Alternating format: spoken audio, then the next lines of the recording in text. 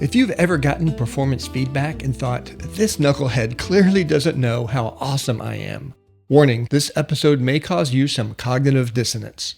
Welcome back to the Folker Lab podcast, where we talk intelligence, strategy, leadership, and discernment, and occasionally admit that the common factor in all our worst leadership experiences might be the person currently sitting in our chair. This is our leadership series. And today we're talking about an underappreciated yet essential skill you'll build as a leader, honest self-evaluation. In the last episode, we talked about modeling what matters, how your example, not your speeches, is what your team believes. This one is about the work that has to happen before that, looking in the mirror without either collapsing in shame or flexing in denial. The big idea in this episode is simple. Authentic and purposeful leaders engage in honest self-evaluation. Whether your leadership style leads more relational or is more process-driven, if you don't know yourself, you will eventually hurt the people you're trying to help. Now, some of you hear self-evaluation and immediately think, oh great, a feelings journal. Others think, I already know I'm awesome. We can skip this part. Both of those reactions are why we need this episode. It's not self-centered to be focused around the right priorities. In fact, leaders who genuinely want to serve and empower others are exactly the ones who take time to understand themselves. Honest self-reflection is not navel-gazing. It's maintenance. It clears out your blind spots so you don't keep bumping into people with parts of yourself you refuse to see. Let's talk about failure for a second. Leaders fail for all kinds of reasons. Bad strategy, bad luck, bad timing, but there are two very common internal ones that show up again and again. On one side, you've got self-doubt and poor self-image. This is the leader who's constantly second-guessing themselves, paralyzed by every decision, asking for 17 opinions before sending an email. On the other side, you've got pride and an overly exalted view of self. This is the I'm the smartest person in every room leader. The one who will happily exploit others to stay on top. Different flavors, same outcome. Dysfunction for everyone around them. The remedy for both is a healthy, realistic view of self. Not I'm terrible and not I'm incredible, but I have strengths and I have limits. I'm valuable and I'm not the center of the universe. The best leaders carry humility and confidence at the same time. Not ego-driven confidence, but confidence in their values, in their calling, and the fact that they matter without having to win every conversation. Authentic and purposeful leaders use honest self-evaluation to recognize both their gifts and their limitations, and then they act like that's true. That means they stop pretending they're good at everything. They understand that not everyone has every gift and every talent, including them. So instead of trying to be the universal Swiss Army knife of leadership, they build teams that complement their gaps. If you're visionary but disorganized, you find someone who loves spreadsheets and timelines. If you're the details person, you find a strategic thinker who keeps you from drowning in minutia. But here's the key. You can't build around your gaps if you won't admit you have any. And there's a sequence here that matters. Leaders should not evaluate others before they've done honest self-evaluation themselves. That doesn't mean you never give feedback until you achieve enlightenment. It means you resist the urge to make a detailed list of everyone else's problems while your own are still sitting unexamined in the corner. Recent research backs this up. Leaders who evaluate themselves before evaluating others are significantly more likely to be effective in practice. Honest leadership self-evaluation was the single strongest predictor of effective leadership in that work. Not charisma, not IQ, not years of experience, self-evaluation. So the obvious question is, okay, how do you do that without either spiraling or lying to yourself?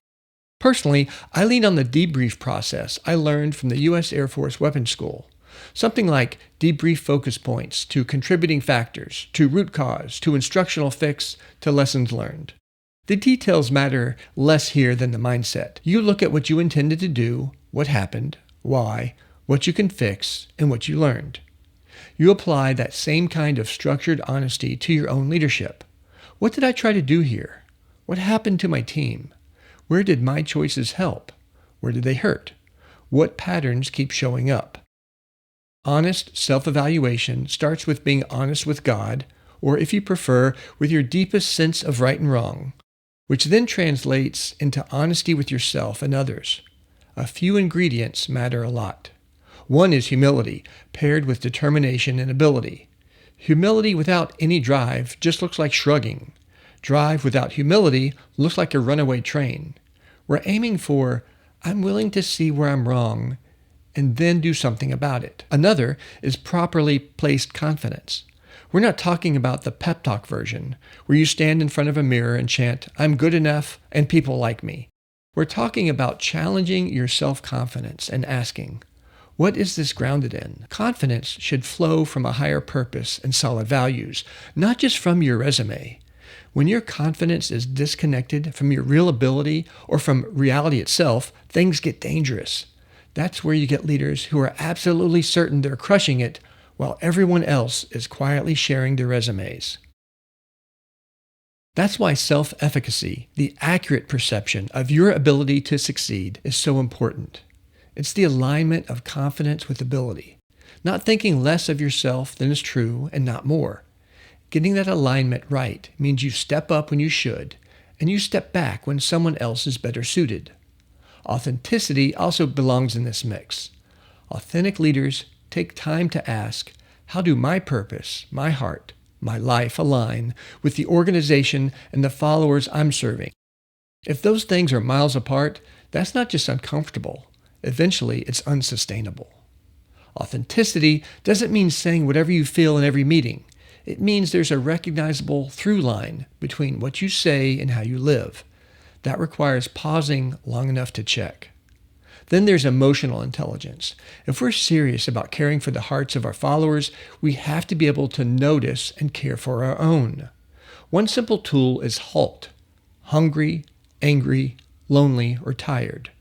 Before you make a big decision or respond to that very irritating email, ask yourself, am I any of these? You'd be amazed how many leadership crises are actually, I made a major decision while hangry. Honest self-evaluation means noticing your internal state and not pretending you're a robot.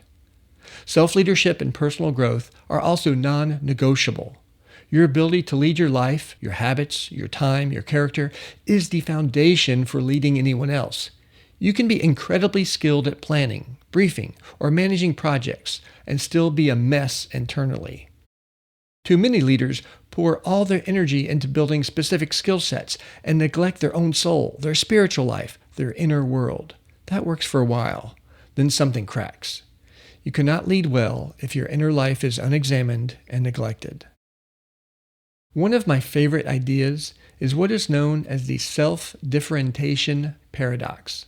It's the ability to seek counsel from others without becoming dependent on their approval, to care about people and still be okay when they disagree with you or criticize you, to care and not to care at the same time. That sounds weird, but it's crucial.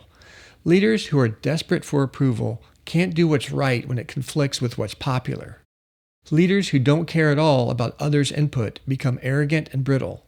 Healthy self-differentiation lets you listen, learn, and still stand on conviction when you need to. So what are some principles for putting all of this into practice? First, get this sequence right. Honest self-evaluation before evaluating others. Before your next round of, here's what my team needs to fix, ask yourself, is any area of my life negatively impacting others right now? How can I grow? Take one recent situation and walk it through a debrief lens. What did I intend? What actually happened? What factors did I miss? What feedback did I get? What's the lesson learned? Second, find time and space for deep, intentional reflection. That might mean setting aside an hour a week where you're not doom scrolling, not checking email, just resting, thinking, praying, or meditating. You cannot do honest self-evaluation at stoplight length.